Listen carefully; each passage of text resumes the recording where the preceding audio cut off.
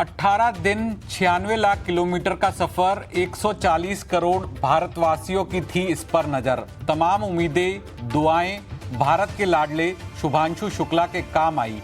Space से शुभांशु का welcome back हो चुका है। इंटरनेशनल स्पेस स्टेशन जाने वाले वो पहले भारतीय बने, लेकिन सिर्फ यही उसकी अहमियत नहीं है। ये भारत के गगनयान मिशन की तैयारी है, जिसके जरिए भारत स्पेस की दुनिया में नया कीर्तिमान रचेगा। आज स्पेस, शुभांशु और संभावनाओं पर करेंगे स्वदेश विशेष में चर्चा। शुभांशु की उड़ान चर्चा के लिए हमारे साथ जुड़ गए हैं इसरो के साइंटिस्ट तपन मिश्रा, सेटकॉम इंडस्ट्री एसोसिएशन के रतन श्रीवास्तव भी हमारे साथ जुड़ गए हैं। सबसे पहले तपन मिश्रा जी, बहुत बहुत स्वागत है आपका। रतन श्रीवास्तव जी, आपका भी बहुत बहुत स्वागत है। तपन मिश्रा जी, आपसे ही मैं शुरुआत करूंगा। आपके मुताबिक कितनी बड़ी उपलब्धि है, इसकी क्या अहमियत है, इसके क्या मायने हैं भारत के लिए? तो पहले तो मैं बधाई दूंगा शुभ्रांशु शुक्ला जी को ये सफल उड़ान के लिए। जाने से भी ज्यादा आने का दिक्कत बहुत ज्यादा थी, और वो सुस्त तरीके से आगे, ये हमारा बहुत खुशी का चीज है। और दूसरा बात है कि ये तो सभी देश का युवा का नई प्रेरणा का स्रोत है कि ये आज हम लोग स्पेस सेक्टर पे प्राइवेटाइजेशन पे जा रहे हैं, तो ये वो प्राइवेट सेक्टर प्राइवेटाइजेशन पे बहुत अनुप्राणित करेगा। और दूसरा चीज, ये गगनयान प्रोग्राम के लिए ये बहुत शिक्षा लेके आई कि ये इन्होंने पायलट थे, तो उन्होंने महाकाश यान को लेके जाने का, वापस लाने का पूरा पद्धति में थे। तो हमें कुछ भी गगनयान में कुछ भी कमी कुछ कही होगी, वो स्टैंडर्ड ऑपरेटिंग प्रोसीजर पे, एर्गोनॉमिक्स पे, इंजीनियरिंग पे, तो वो कमी उनका उन्होंने इसमें भी वाकिबल है गगनयान के बारे पे। तो दोनों के में कंपेयर करके उन्होंने जो कोई भी कमियां होगी तो वो भी इसरो को बता सकते हैं, तो हम लोग उसको करेक्शन कर सकते हैं। और दूसरा चीज है कि इसरो भी खाली गगनयान नहीं बना रहा है। 2040 पे उनका भी आईएसएस जैसा परमानेंट प्लेटफॉर्म बनाने का है। तो उन्होंने आईएसएस पे गए, तो वो भी अभिज्ञता बहुत काम का आएगा। तो हमारा जब आईएसएस जैसा प्लेटफॉर्म जब हम लोग बनाने बैठेंगे, तो वो भी बहुत काम में आएगा। तो मैं बोलूं, ये बहुत सफल पदक से और हमारा सबके लिए बहुत गर्व का समय है। सभी के लिए गर्व का समय है। रतन Srivastava ji, international space station में जाने वाले पहले भारतीय एस्ट्रोनॉट जो शुभांशु बने हैं, इससे पहले 2 अप्रैल 1984 को रूस की मदद से राकेश शर्मा अंतरिक्ष में जाने वाले पहले भारतीय थे। गैप काफी जो है ये लंबा रहा है, लेकिन शुभांशु की ओर से ये यात्रा भारत और भविष्य के मिशन के लिए कितनी अहम है? आपका इस पे क्या टेक है? धन्यवाद, आपने मुझे यहाँ बुलाया। जैसे कि तपन सर ने अभी मुझे आपको बताया कि इससे हमारे गगनयान के ऊपर काफी प्रभाव हो सकता है। जो हमारी कुछ कमियां हैं गगनयान में, वो हम पूरी कर सकते हैं। और उसके बारे में भी उन्होंने ये भी बताया कि अगर हम इसमें गगनयान की तैयारी में जो कुछ इससे हमने सीखा है, वो भी उसमें काम आएगा। मैं इसको आगे बढ़ाते हुए जो एक तरह से बोलना चाहिए कि एक्सियम 4 और शुभांशु शुक्ला जी की जो आईएसएस की यात्रा है, वो गगनयान को किस प्रकार से मदद दे सकती है, मैं इसको शायद 4 या 5 हिस्सों में बांटना चाहूंगा। सबसे पहली बात तो ये है कि ये एक रियल एस्ट्रोनॉट एक्सपीरियंस है, और ये रियल एस्ट्रोनॉट एक्सपीरियंस है हमारे इंडिया आईएसएस के ऊपर। जब आज से 41 साल पहले विंग कमांडर राकेश शर्मा गए थे, तो वो एक रशियन स्पेसक्राफ्ट था, और उस रशियन स्पेसक्राफ्ट के में वो गए थे, और आईएसएस उस समय नहीं था, और वो बहुत कम दिन के लिए गए थे। ये एक 18 दिन का उनका एक एक्सपीरियंस है इंटरनेशनल स्पेस स्टेशन पे, जो कि बहुत काम आएगा हमारे अपने भारत स्पेस स्टेशन को बनाने के लिए बाद में। दूसरा, जो हमारा लेटेस्ट डिजाइन और ट्रेनिंग के जो प्रोटोकॉल्स हैं, वो उसका बिल्कुल लेटेस्ट प्रोटोकॉल्स वो लेकर के आए हैं, वो सीख करके आए हैं। जो हमने माइक्रोग्रेविटी में एक्सपेरिमेंट्स किए हैं, जैसे हम उन एक्सपेरिमेंट्स को भी एक तरह से 3 तरीकों में बाँट सकते हैं। एक पहला है बायोलॉजी या ह्यूमन ह्यूमन बॉडी के बारे में। दूसरा है एल्गी के बारे में और तीसरा है कि हम किस तरह से वहाँ पे कुछ उगा सकते हैं। तो ये 3 हिस्सों में जो 7 एक्सपेरिमेंट इंडिया के थे, department of science and technology के, इसरो के और हमारे आईआईएस के, ये उन्होंने किए। हालाँकि हमने टोटल 60 एक्सपेरिमेंट किए, तो 60वें एक्सपेरिमेंट का हमें जो संज्ञान है वो हमें प्राप्त होगा। इसके अलावा जो लेटेस्ट इसरो को हेल्प करेंगे जो इंटरनेशनल ह्यूमन स्पेस फ्लाइट के स्टैंडर्ड्स हैं, इसमें भी इसरो को मदद मिलेगी और एक तरह से टेक्नोलॉजी वैलिडेशन और ग्लोबल पार्टनरशिप्स के बारे में जो एक्सपीरियंस है, वो हमें गगनयान के बहुत काम आएगा और इससे फायदा ये है कि जो हमारे फ्यूचर मिशंस हैं, उन फ्यूचर मिशंस में हमें हमें फायदा पहुंचेगा और हम नए ट्रेनिंग प्रोग्राम्स बना सकेंगे, नए ट्रेनिंग प्रोटोकॉल्स बना सकेंगे, इसरो बना सकेगा जो कि हमें आगे जो हम बनाएंगे अपना बीएसएस और एलईओ सिस्टम्स बनाएंगे, लो अर्थ ऑर्बिट सिस्टम बनाएंगे, उसमें काम आएगा और एक तरह से ये हमें एक वैलिडेशन है कि हम अगर आईएसएस के एनवायरनमेंट में रह सकते हैं, तो हम भारत स्पेस स्टेशन के बीएसएस के एनवायरनमेंट में भी रह सकते हैं। तो इस तरह से एक टेक्निकल रिस्क जो है वो जो होता है वो एक रियल वर्ल्ड टेस्टिंग में वो करके आए हैं। इसके अलावा जैसे मैंने आपको बताया था कि एक हैंड्स ऑन ट्रेनिंग एक्सपीरियंस है, तो माइक्रोग्रेविटी में एडेप्टेशन कैसे लॉन्च होता है और लॉन्च के बाद जैसे तपन सर ने बोला कि री एंट्री बहुत इंपॉर्टेंट है, क्योंकि री एंट्री के ही टाइम में हमें पता है एक बहुत बड़ा एक्सीडेंट हो चुका है जिसमें हम कल्पना चावला जी को, चैलेंजर का जो एक्सीडेंट था उसमें हम खो चुके हैं। तो री एंट्री के प्रोटोकॉल्स बहुत इंपॉर्टेंट होते हैं और हमारा जो गगनयान का री एंट्री है वो भी इसी प्रकार का री एंट्री है जैसे एक्सियोम का, जैसे ग्रेस का है, मतलब कि हम स्प्लैश डाउन करेंगे और उसके बाद इंडियन नेवी के वेसल्स, रेस्क्यू वेसल्स हमारे गगनयान के कैप्सूल को बाहर निकाल करके रहेंगे। तो ये एक एक्सपीरियंस लेकर के आ रहे हैं, रियल टाइम एक्सपीरियंस लेकर के आ रहे हैं शुभांशु शुक्ला जी। तो इससे हमारा काफी फायदा पड़ेगा। इसके बाद लाइफ सपोर्ट, नेविगेशन और और वहां पर जो माइक्रोग्रेविटी का एडाप्टेशन है, उसकी ट्रेनिंग के प्रोटोकॉल्स हम यहाँ बना सकेंगे और सस्टेनेबल जैसे कि आईएसएस है, आईएसएस में जो कुछ जाता है वो धरती से जाता है, लेकिन अगर हम आगे बढ़ेंगे तो हमको एक सस्टेनेबिलिटी इनकॉर्पोरेट करनी पड़ेगी अपने स्पेस मिशंस में और वो सस्टेनेबिलिटी की तरफ जो कदम बढ़ाए हैं माइक्रो एल्गी के एक्सपेरिमेंट्स में या ऑक्सीजन और बायो ऑक्सीजन के एक्सपेरिमेंट में और कुछ उगाने के लिए जैसे मेथी और वहां पे मूंग उगाने की कोशिश की गई है।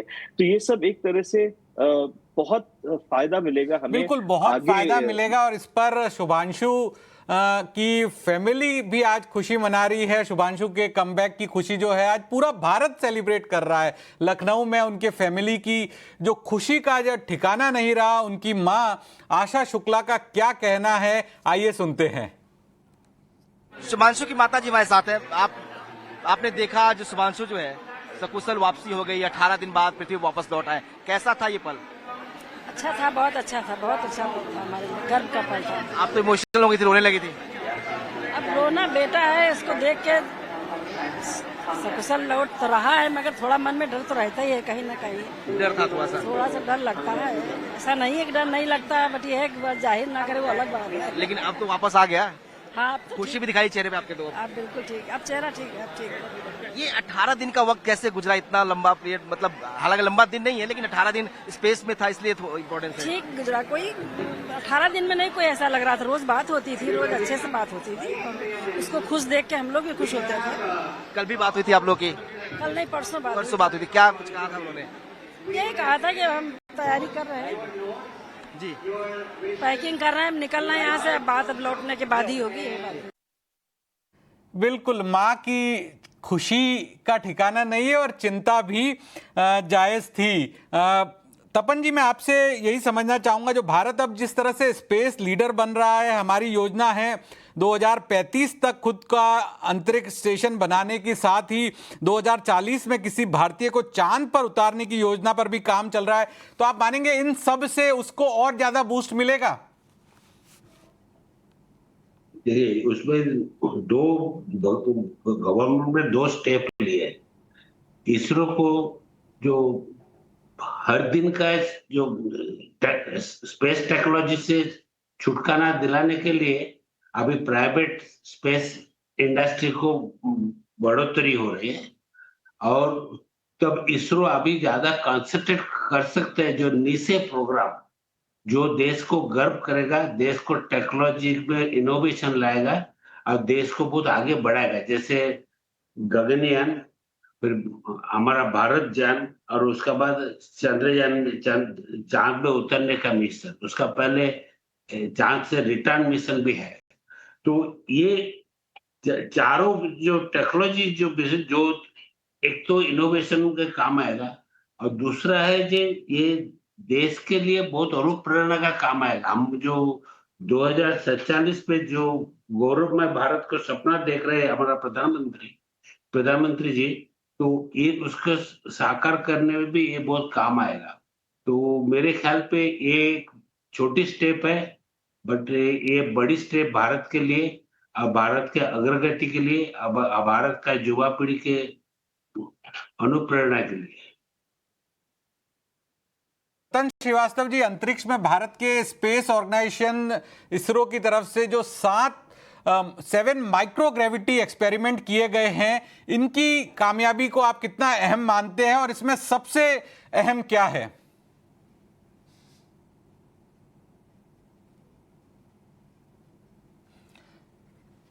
रतन जी, मेरा सवाल आपसे था। Oh, sorry, I thought Tapan sir से आपने पूछा। हाँ, ये जो 7 एक्सपेरिमेंट किए गए हैं वहां पे, मेरे ख्याल से इसके अंदर एक नहीं बल्कि 3 एक्सपेरिमेंट मैं सोचता हूँ कि सबसे ज्यादा महत्व रखते हैं। सबसे पहला तो जो है मायोजेनेसिस या मसल रीजनरेशन का, जो कि ये मेटाबॉलिक सप्लीमेंट्स लेकर के इसने देखा है कि ह्यूमन स्केलेटल मसल सिस्टम को कैसे स्टेम सेल से रीजनरेट किया जा सकता है, और इसको स्टेम सेल से रीजनरेट करने से जो माइक्रोग्रेविटी में ह्यूमन बॉडी के ऊपर इम्पैक्ट होता है, स्पेशली लॉन्ग टर्म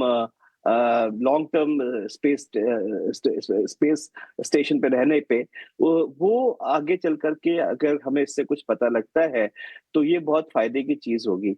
और दूसरा, इसका एक अर्थ पे भी यूज है, क्योंकि अगर हमने stem cell regeneration human skeletal muscle system पे, बिकॉज स्पेस में जो भी होता है वो एक्सेलरेटेड होता है, जो इस धरती पे होता है उससे ज्यादा कहना चाहिए तेज स्पीड से होता है काम। तो जो हमारा मसल अट्रॉफी और मसल वेस्टिंग की डिजीज है, जो जिससे लोग सफर करते हैं, उसके लिए भी इसका काफी मेरे ख्याल से फायदा होगा। दूसरा जो हमारा एक एक्सपेरिमेंट है वो है माइक्रो एल्गे। बिल्कुल, अब हमारे साथ इसरो के पूर्व साइंटिस्ट जी राजू जी भी जुड़ गए हैं। बहुत बहुत स्वागत है सर, आज ईटी नाउ स्वदेश को वक्त देने के लिए। जिस तरह से सर इस मिशन में हमने देखा है कि कई सारे वैज्ञानिक प्रयोग किए गए हैं, क्या इस मिशन से जलवायु परिवर्तन, मेडिकल साइंस या पर्यावरण या हेल्थ पर नई जानकारियां मिली है, और स्पेसशिप के अंदर किस प्रकार की तकनीकें इस्तेमाल की गई हैं, अगर आप हमारे दर्शकों को बता पाए? जी Raju sir. Yeah, good afternoon to all of you. I think it's a very wonderful application possible both in medical science and also scientifically, how to grow the food on board. For example, we are going to moon very soon, if not in the near future, but quite near, I should say. We can grow our own food. We don't have to depend on transportation of food from ground to space. We can build, for example, these sprouts, जो अभी मेथी का वो भी grow कर रहे हैं, और बाकी corns, other types of grains are also being experimented. And there is also a talk that these grains will be brought back and they will be again stored on Earth to check how the gravity or the how the radiation effects have affected the strength of those seeds. रहे हैं अगर हमारे And this दर्शकों is को very Hindi valuable में input for us. बता पाएं sir कि जो एक्सकॉम स्पेस और नासा के बीच सहयोग कैसा रहा, क्या इस मिशन से जो कमर्शियल स्पेस स्टेशन की नींव जो भारत रखेगा उससे भविष्य में जो आम नागरिकों की तरह हम जो स्पेस में जा सकेंगे, आप इस पे थोड़ी सी अगर लाइट डाल पाए हमारे दर्शकों के लिए, जो हमारे हिंदी के दर्शक है देश भर से आपको इस बड़ी कामयाबी पे सुन रहे हैं। राजू सर, मैं आपसे यही समझना चाहूंगा हिंदी के अंदर।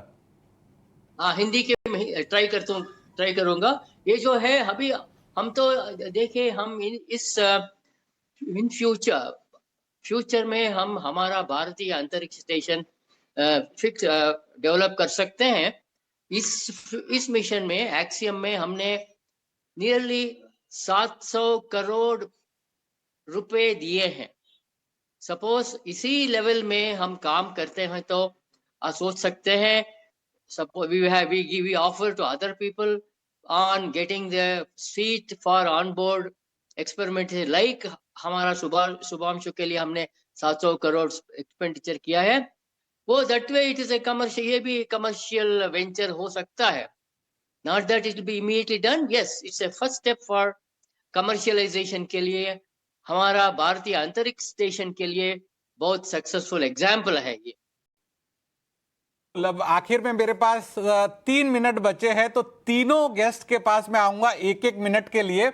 और सबसे पहले तपन मिश्रा जी, 1 मिनट में आपसे समझना चाहूंगा, इससे नई पीढ़ी को, नए स्टार्टअप्स को जो स्पेस से जुड़े हुए हैं उनको क्या प्रेरणा लेनी चाहिए, और किस तरह से जो भारत का आगे की जो पीढ़ी है उसको एक बड़ी प्रेरणा मिलेगी जिससे ज्यादा से ज्यादा स्पेस से जुड़े हुए स्टार्टअप्स है वो भी आ पाए।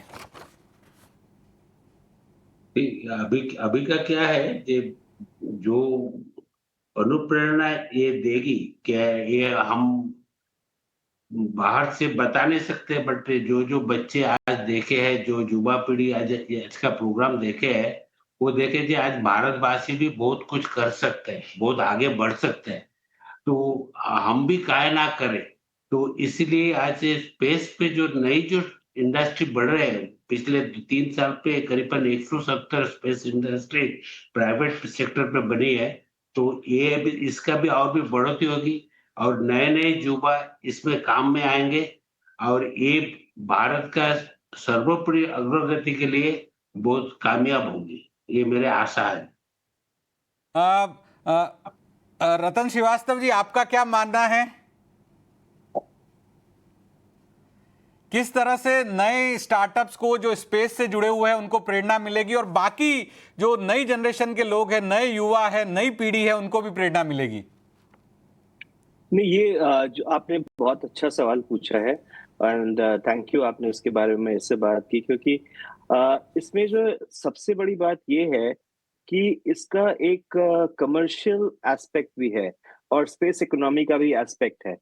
जो आज ये मिशन गया है और ये वैलिडेटेड मिशन है और कमर्शियल स्पेस फ्लाइट है, इसमें इंडिया की प्राइवेट स्पेस कंपनीज के लिए एक बहुत आगे का एक रास्ता दिखता है, क्योंकि ये इंकरेज करेगा इंडियन स्टार्टअप्स और इंडस्ट्री प्लेयर्स को अपनी कैपेबिलिटीज बनाने के लिए। क्रूज स्पेस फ्लाइट जो हम बाद में कर सकते हैं उसके बारे में तो है ही है, लेकिन space habitat, space station servicing, satellite servicing और और इससे जुड़ी हुई जितनी संबंधित टेक्नोलॉजीज हैं, उन टेक्नोलॉजी डेमोन्स्ट्रेशन करने के लिए भी हम आगे इसमें कोलैबोरेट कर सकते हैं एक्सियम के साथ और नासा के साथ। और इसमें जो अभी करंट हमारा स्टार्टअप सिस्टम है, जिसमें हमारे करीब 400 स्टार्टअप्स हैं, ISPA और इन स्पेस दोनों सब को मदद कर रहे हैं, वो इनसे काफी सीख लेंगे और जब वापस आएंगे हमारे देश में ग्रुप कैप्टन शुभांशु शुक्ला, तो वो अपने एक्चुअल स्पेस एक्सपीरियंस से 30 सेकंड्स में जी राजू जी से आखिरी कमेंट लेना चाहूंगा क्योंकि वक्त की कमी है हमारे पास। जी राजू जी, किस तरह की प्रेरणा मिलेगी स्पेस स्टार्टअप्स को और नई पीढ़ी को? 30 सेकंड में संक्षेप में आप हमारे दर्शकों को बताइए। इसलिए आप वैसे जो स्टूडेंट्स के बाद काम डिस्कशन हो रहा था, सब लोग बता रहे थे कि हम एरोस्पेस इंजीनियर बनना चाहते हैं। मोस्ट ऑफ द पीपल, बहुत कुछ लोग ऐसे सातवां या 8वां स्टैंडर्ड वाले लोग इतना मोटिवेटेड हो गए हैं, मतलब ये they are from the our future generation. तो इसको बहुत अभी गगनयान तो अभी 2 साल में हो रहा है, अभी 10 साल में चंद्रमा के ऊपर आपको लैंड करने का इतना बड़ा चैलेंज और इतना बड़ा एम्बिशन है। इसके लिए सब लोग, सब स्टूडेंट्स का फोकस करके ये जो है मोटिवेशन मिला है, ये मिशन से ये certainly is going to 10 गुना ज्यादा बढ़ जाए। For example about 5-10 years back we had only 100 startups, अभी तो इसमें today 400, maybe it will become 4,000 in the next few years. This is a very very strong motivation factor। Exam पीढ़ी को काफी प्रेरणा मिलेगी, इस स्पेस टेक्नोलॉजी के अंदर नए स्टार्टअप्स भी आएंगे और भारत की काफी बड़ी उपलब्धि है, जिसका जो फायदा है आने वाले वक्त में होगा, आने वाली जनरेशन्स को इसका फायदा होगा। आप तीनों मेहमान रतन श्रीवास्तव जी, राजू जी और तपन मिश्रा जी का बहुत बहुत शुक्रिया आज हमारे साथ जुड़ने के लिए। Thank you so much. फिलहाल इस शो में इतना ही, लेकिन बाकी खबरों के लिए आप देखते रहिए ET Now स्वदेश।